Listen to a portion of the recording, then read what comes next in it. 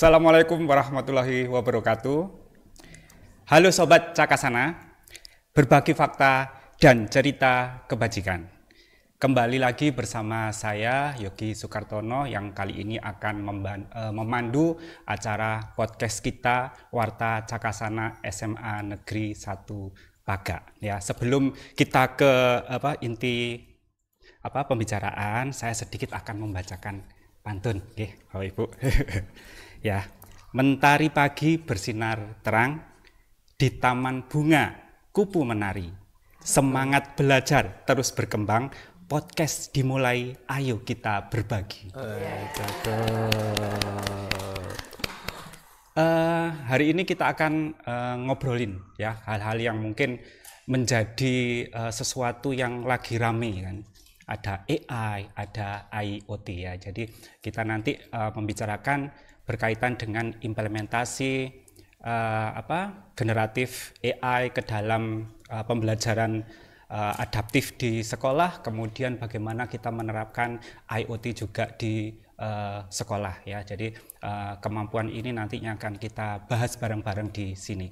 Tentunya saya tidak sendirian. Kali ini saya ditemani narasumber hebat. Yang pertama, ibu kita tercinta, Ibu Iyut Menarni ST selaku Kepala SMA kita tercinta Semapa. Kemudian Ibu Sri Subekti,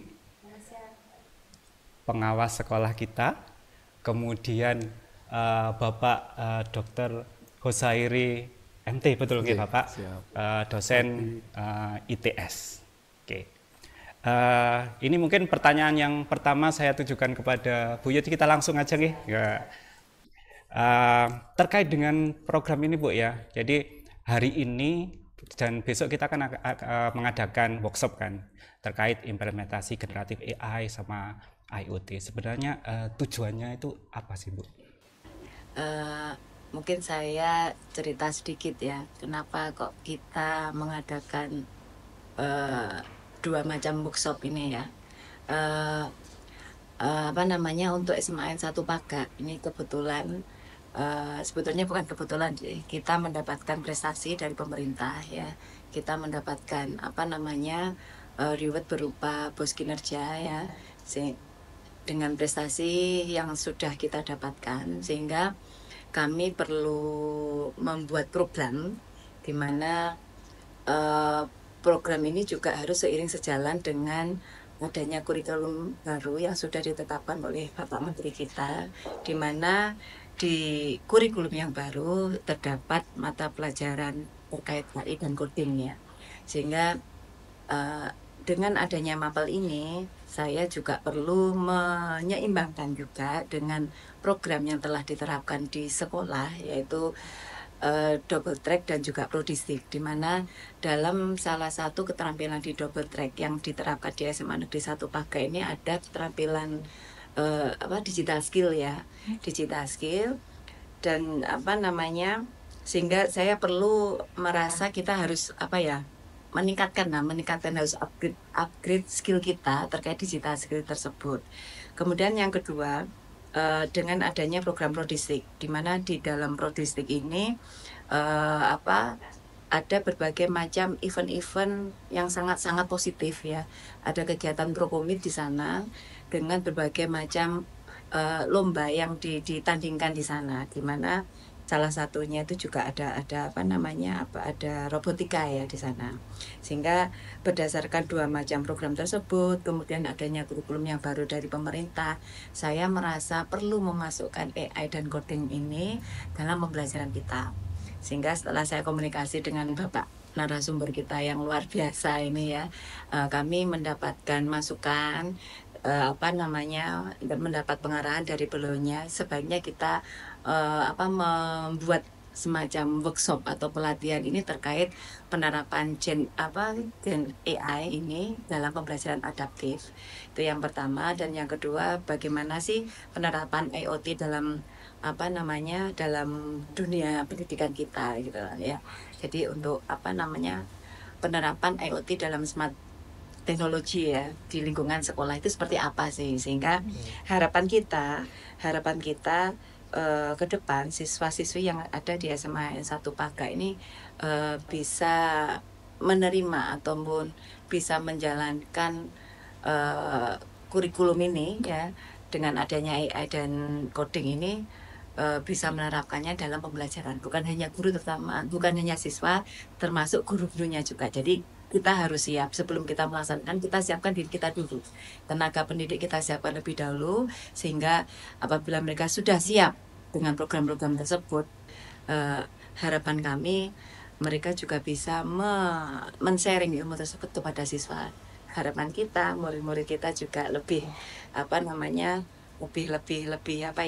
lebih bisa mempunyai kemampuan teknologi yang lebih baik lagi. Siap, terima kasih Bu. Jadi tadi intinya sekolah kita sebenarnya sudah ada program double track sama Prodistik kerjasama dengan ITS, kemudian juga untuk memperdalam kompetensi kita mengadakan workshop seperti ini. Terus saya ke Bu Sri nggih Bu. Ini kalau bentuk dukungan dari Dinas pripun dengan adanya kegiatan-kegiatan yang sudah dilakukan oleh Semapa. Oke, terima kasih Pak Yogi.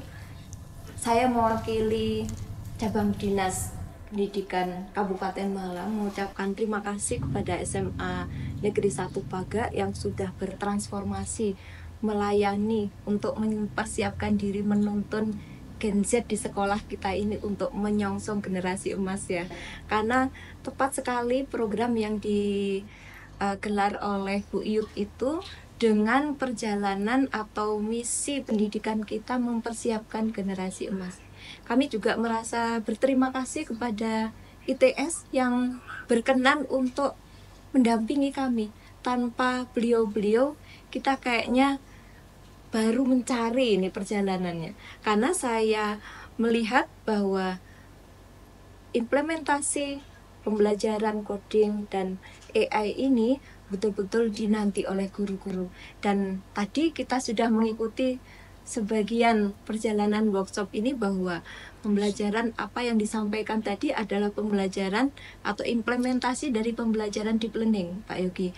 Karena di sana ada unsur meaningful, kemudian mindful dan joyful. Dan anak-anak saya lihat di pelatihan itu juga sangat menikmati. Meskipun mungkin baru pertama kali dia hari ini mengenal pembelajaran tentang IoT ya. Nah, itu harapan kami nanti ini tidak hanya workshop, tapi ada produk-produk yang bisa dihasilkan oleh guru-guru kita, juga anak-anak, untuk mengembangkan kompetensi beliau-beliau para guru. Saya yakin guru-guru ini potensinya besar, tapi belum tersentuh teknologi barangkali ya, atau masih kurang. Nah, terima kasih sekali juga sudah didampingi. Semoga nanti ada produk-produk yang luar biasa yang bisa digulirkan oleh guru-guru hebat di SMA Negeri 1 Paga ini. Oke, terima kasih Bu Sri. Sepertinya Bu Sri sudah menunggu-nunggu ini hasilnya apa gitu kan ya. Tadi saya di ruangan sebelah kan tidak mengikuti. Tadi Bu mungkin bisa menceritakan target yang workshop untuk yang harus dicapai oleh Bapak Ibu guru. Kalau kami targetnya gini, harus ada semacam buku gitu ya, buku yang bisa dihasilkan oleh teman-teman nih terkait kemampuan yang dimiliki masing-masing guru apa nih gitu ya. Dengan dibantu penggunaan AI ini tadi sudah dipandu oleh Pak Hos bagaimana membuat buku, jangankan buku ya, buat judul aja sudah sedemikian ya Pak ya, sudah bisa disesuaikan dengan kemampuan dan minat dari guru tersebut. Kemudian dari judulnya akan dikembangkan menjadi bab dan subbab ya, sehingga dalam hitungan jam itu seorang guru itu bisa membuat buku yang sangat-sangat luar biasa. Nah, nanti harapan kami semua guru membuat, dan karya yang terbaik akan kami terbitkan dengan di launching dengan yang ber-ISBN. Nanti akan dibantu oleh dari pihak ITS. Artinya ini bukan menjadi beban bagi kita, ini semangat ya. Iya, membuat buku dengan menyenangkan ini ceritanya, Pak. Nah, tadi terkait dari pihak sekolah, kemudian dari Dinas Pendidikan, kemudian kita langsung ke arah pembahasan kita, yaitu yang berkaitan dengan generatif AI, nggih Pak. Jadi saya ingin tahu sebenarnya generatif AI itu seperti apa sih? Mungkin kan sebagian besar mungkin tidak mengenal atau kurang familiar terkait dengan generatif AI gitu. Iya. Ya, terima kasih Pak Yogi, terima kasih Bu Yud dan Ibu pengawas, terima kasih semuanya. Jadi atas kepercayaan kepada ITS untuk mendampingi sekolah SMA 1 Paga ini, walaupun masuk ke paling selatan di Malang, luar biasa, tapi motivasi semangatnya itu yang saya apresiasi. Jadi betul dengan kekuatan mental kita mau berubah, maka nanti anak-anak kita, lulusan kita ini pasti akan memberikan level up terhadap lulusan SMA 1 Paga ini. Tidak hari ini, tapi 10-15 tahun yang akan datang akan dipanen oleh SMA 1 Paga ini. Tapi inilah investasi terbaik. Nah, kenapa AI dan IoT kita masukkan ini untuk mensupport SMA 1 Paga untuk beradaptasi dengan kurikulum yang baru. Nah, guru-gurunya kita fokuskan menguasai generatif AI. Generatif AI itu pengembangan dari AI yang di mana dia bisa mengeluarkan teks, bisa image, bisa suara, terus bisa film juga gitu. Sehingga yang terakhir itu sudah bisa coding. Nah, jadi generatif AI itu tergantung kita mau ngapain. Dan toolnya sudah banyak sekali. Ada ChatGPT, ada Gemini, ada DeepSeek gitu ya, ada Black Box AI, ada macam-macam, ada Copilot dan seterusnya. Nah, yang mau dipakai yang mana? Tergantung kebutuhan Bapak Ibu. Jadi sebenarnya nanti untuk para guru ini kita mencoba melakukan riset sederhana dengan mengajari prompt yang benar, perintah yang benar untuk membuat media atau pembelajaran. Nah, salah satu target kita di siang hari ini adalah mereka bisa membuat buku. Apakah buku populer, apakah buku media pembelajaran ya, atau buku bahan ajar mereka. Nah, yang kedua besok itu kita tingkatkan, yaitu mungkin sore ini sudah menyisipkan gambar yang bisa mensupport bab tadi. Misalnya berani bermimpi besar. Bagaimana memvisualisasikan anak SMA yang berani bermimpi besar. Hanya dengan kalimat itu bisa membuat gambar, di mana anak-anak itu megang cita-citanya.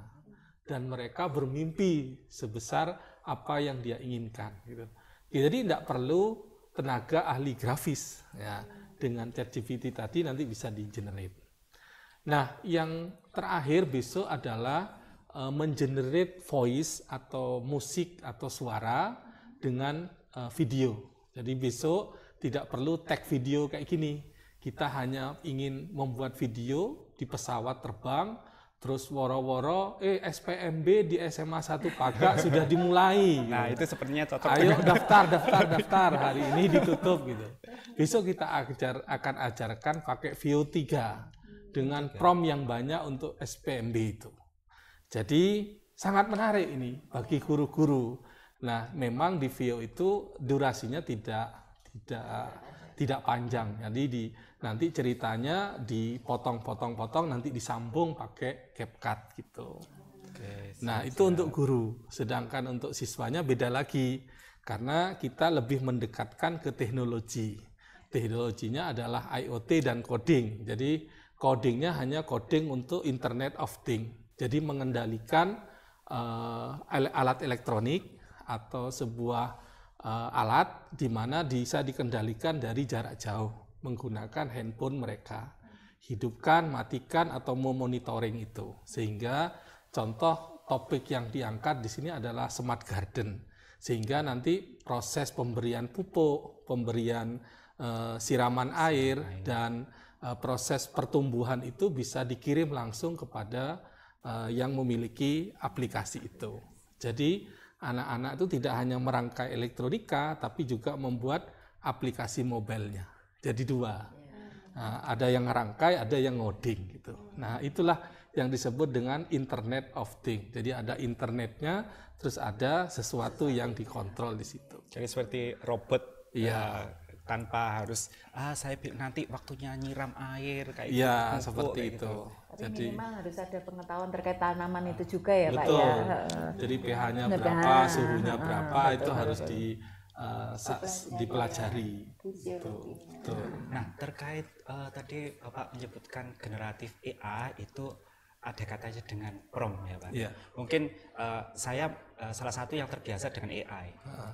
Nah, ketika kita memberikan perintah dalam bentuk prompt, itu terkait kevalitannya pripun nggih Bapak? Ya, kalau prompt itu kalau tag itu konsepnya beda promptnya. Jadi kalau tag itu kalau buat buku promptnya kan pasti beda. Buat artikel promptnya pasti beda. Terus buat soal RPS juga promptnya beda. Gitu. Jadi disesuaikan dengan output yang diinginkan. Nah, jadi kalau mau buat coding juga promptnya beda. Buat misalnya video gambar produk misalnya itu kan promptnya beda juga. Kalau image itu kan ada warna, ada style, terus ada logonya apa dan seterusnya gitu. Sehingga validasi dari prompt itu disesuaikan dengan kebutuhan apa yang diinginkan. Jadi kalau kita mau melukis sebuah bunga, tentunya bunga itu ada warna apa, terus ada berapa kembangnya, terus di tengah itu ada apa saja, dan itu harus detail. Itu kalau gambar. Sedangkan kalau video beda lagi, karena video itu nge-shootnya gambar, terus nge-zoomnya dan seterusnya itu ibarat teman-teman di podcast ini yang mengarahkan kamera kepada kita. Gitu. Kalau di zoom maka akan mendekat ke kita.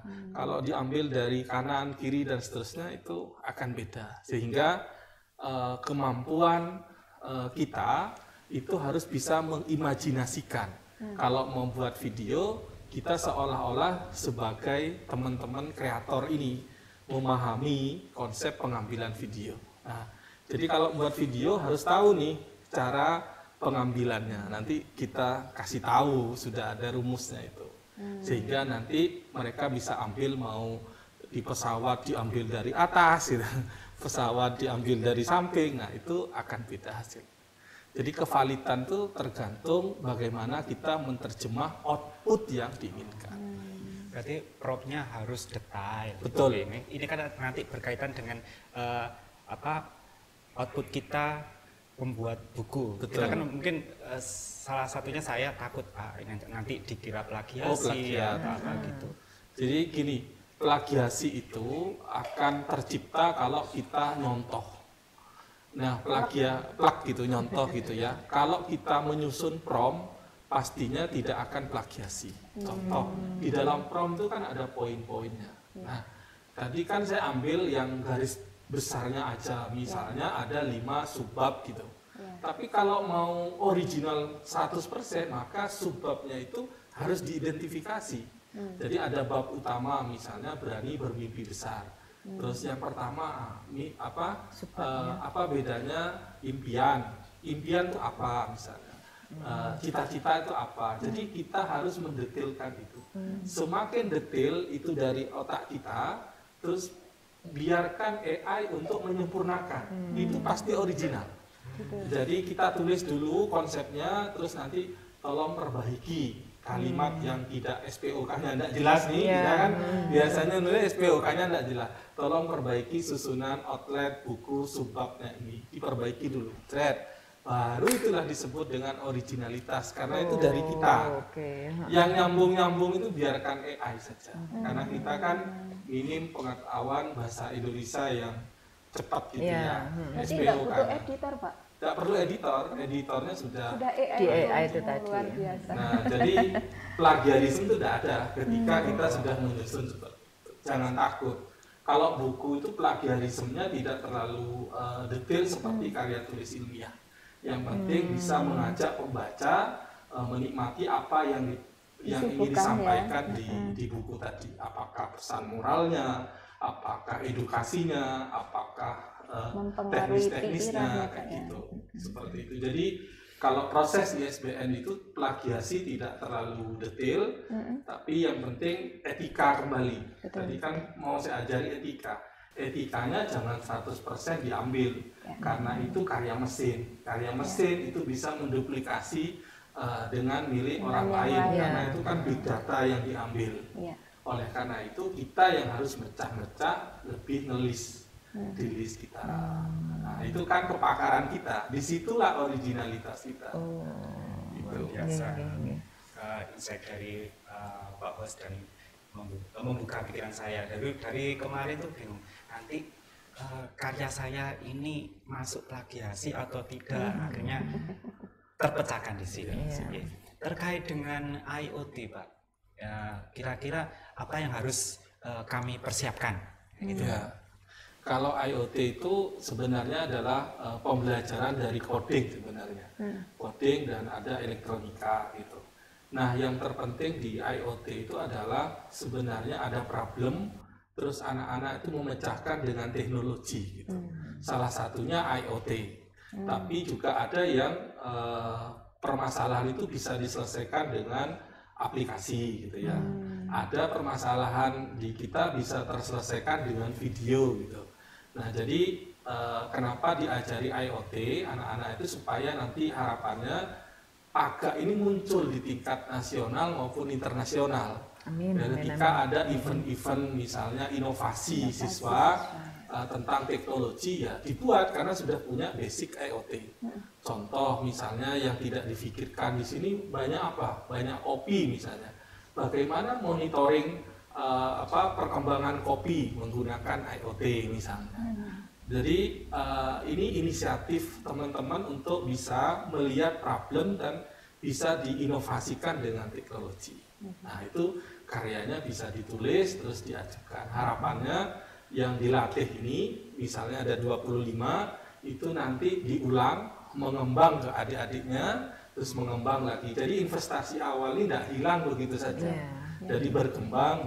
Makanya saran kami habis pelatihan alatnya diinventaris supaya nanti bisa dikembangkan, dirombak, dilatih lagi ke adik-adiknya, dilatih lagi sehingga IoT di sini sudah terbiasa. Kadang tuh kita yang tidak berpikir tuh bahwa hal yang kecil itu bisa menjadi suatu inovasi gitu loh Pak. Kita menganggap kadang tuh kayak tadi ide dari Pak Hos, bagaimana kopi ini dengan pemanfaatan IoT bisa lebih dikembangkan lagi menjadi suatu karya. Kadang kita nggak berpikir seperti itu Pak. Yang namanya inovasi itu kayaknya harus sesuatu yang besar gitu ya. Kita nggak bisa diambil dari lingkungan sendiri. Nah, tadi yang dipersiapkan contohnya adalah tempat sampah. Itu adalah salah satu implementasi IoT yang ada di yang menarik itu kalau di sini kan ada ini ya maket SMA Paga. Di situ kan ada tong sampah gitu ya. Nah, namanya hanya prototipe. Jadi memang semua dari prototipe. Jadi dari prototipe itu ada tong-tong sampah yang dikontrol dengan IoT. Jadi mana yang sudah full itu nanti ada alarmnya hidup gitu. Sehingga tahu mana yang harus diambil. Nah, pada kenyataannya itu sudah dipakai di Jepang. Jadi proses pengambilan sampah itu sudah masuk kepada titik-titik yang full duluan.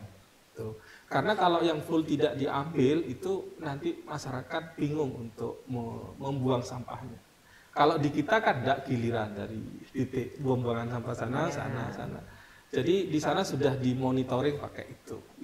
Implementasinya seperti itu. Jadi bisa efisiensi ya Pak? Bisa. Dari sisi BBM-nya efisien, dari sisi pekerjanya juga efisien. Dari waktu mungkin juga. Betul. Kira-kira Bu mau diimplementasikan kapan? Langsung batuk Ibu. Langsung batuk. Ya kalau bisa secepatnya ya Pak ya, karena kan kita kan untuk mendukung program Digital Skill juga. Karena Digital Skill ini kan juga sebelum akhir tahun kan sudah selesai ya Pak ya. Paling hanya hitungan 1-2 bulan. Besok setelah pelatihan kita sudah harus merekap lah, mengelis data anak-anak, idenya itu seperti apa ya, sudah harus kita langsung action. Kalau di pelatihan ini yang difokuskan adalah konsep pemahaman dasar dan paham. Nanti prototipenya silahkan diatur sendiri. Jadi desainnya, terus desain tempat sampahnya, terus desain sawahnya atau apa, silahkan didesain sendiri. Tapi teknologinya itu sudah dipastikan oleh narasumber itu jalan semua. Yang mau dikontrol itu jalan, suhunya jalan, ini jalan. Jangan sampai ketika ikut acara bootcamp di Surabaya itu banyak yang tidak jalan. Betul. Terus anak-anaknya tidak paham. Nah ini kan percepatan Pak ini. Artinya adik-adik itu bisa mengulang-ulang apa yang disampaikan narasumber untuk memahami betul cara kerja IoT. Sehingga tidak terpaku pada trainernya. Tapi basicnya itu trainer bisa, siswanya juga mampu gitu mengikuti. Sehingga nanti anak-anak itu bisa menyampaikan kepada penanya dan paham betul gitu. Oke Bu, ini berkaitan dengan pemanfaatan generatif AI dalam pembelajaran, terutama pembelajaran adaptif, kemudian juga IoT, nanti targetnya bikin smart garden gitu kan. Ini kira-kira Bu Sri bisa memberikan tips kepada kami guru-guru yang ada di SMAPA terkait penerapan AI dalam pembelajaran? Ya. Kalau beberapa waktu yang lalu kita masih manual, bagaimana saya tahu rasanya menulis buku manual itu seperti apa. Kita harus berburu referensi, harus membaca, kemudian kalau bad mood itu ya harus cari mood dulu gitu ya. Sekarang kayaknya teman kita AI itu bisa benar-benar memberi solusi buat macetnya ide-ide yang ada di otak para penulis. Jadi menurut saya tidak ada alasan lagi guru tidak mau menulis ya Pak ya. Terutama buku ajar. Kemudian motivasi belajar ketika menghadapi masalah di kelas gitu ya. Kemudian siswanya kok nggak ada motivasi belajar. Idenya itu buku, harus buku karena itulah yang bisa dijangkau oleh anak-anak di web masing-masing guru. Saya setuju tadi Pak, diarahkan bahwa masing-masing guru harus punya web sehingga anak-anak bisa eksplor ke sana ya Pak, berbagai macam ilmunya guru itu bisa transfer langsung ke anak-anak sehingga anak-anak nggak harus menunggu 2 jam di kelas, dia bisa leluasa dan anak-anak rasanya kalau ada solusi, ada yang lebih bermanfaat, kenapa cari waktu memanfaatkan waktu dengan hal-hal yang tidak bermanfaat. Saya pikir ini adalah satu langkah percepatan transformasi yang luar biasa sehingga tidak ada alasan lagi guru untuk tidak menulis, untuk tidak kreatif, untuk tidak ikut lomba-lomba inovasi guru ya Bu ya. Karena di Jawa Timur ini setiap tahun ada ajang untuk mengikuti lomba-lomba inovasi bagi guru, kepala sekolah maupun siswanya. Gitu. Biasanya guru itu gini, susah untuk mulai Bu. Betul. Perlu diidik-idik gitu. Biasanya beliau itu ya langsung. Kayaknya Pak Hos ini sudah memulai dengan sangat banyak ini luar biasa. Yang menarik itu kalau ke depan kalau di sekolah itu masih belum terjadi. Di kampus itu perpustakaan itu sudah disulap menjadi mini cafe. Jadi buku-buku itu susah dikunjungi Bu. Dia anak-anak bawa laptop, connect internet dan bisa pesan kopi, ya enggak? Kenapa anak-anak suka ngopi gitu ya, atau anak-anak mahasiswa itu sudah senangnya di warkop terus ngerjain gitu. Artinya ke depan perlu inovasi perpustakaan yang diintegrasikan dengan kafe ya, mini kafe gitu ya. Biar kerasan gitu kerasan lagi Bu. Oke, siap. Kalau anak-anak kan dulu nggak boleh bawa makanan ke dalam perpustakaan gitu.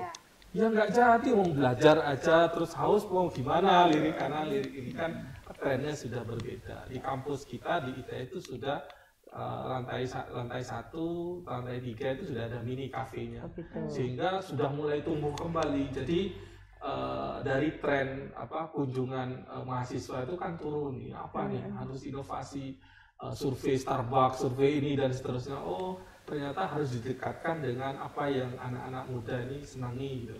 Kan kalau dulu nggak boleh rame, nggak boleh rame kan anak-anak sudah bisa pakai headset. Sehingga rame kembali walaupun yang full itu adalah download dan akses internet daripada baca buku baru ketika butuh referen yang dasar keilmuannya baru mereka buka gitu, difoto, cari di AI gitu. Jadi seperti itu kecepatan perpustakaan hari ini. Jadi berbeda jauh sekarang. Perpustakaan baca sunyi gitu nggak ada sekarang. Sudah ada Pak ya. Sekarang pakai headset, buka laptop gitu, terus baru lihat, buka sana, ambil di rak berapa gitu, baru difoto, dicari di Google, di googling, oh gini maksudnya.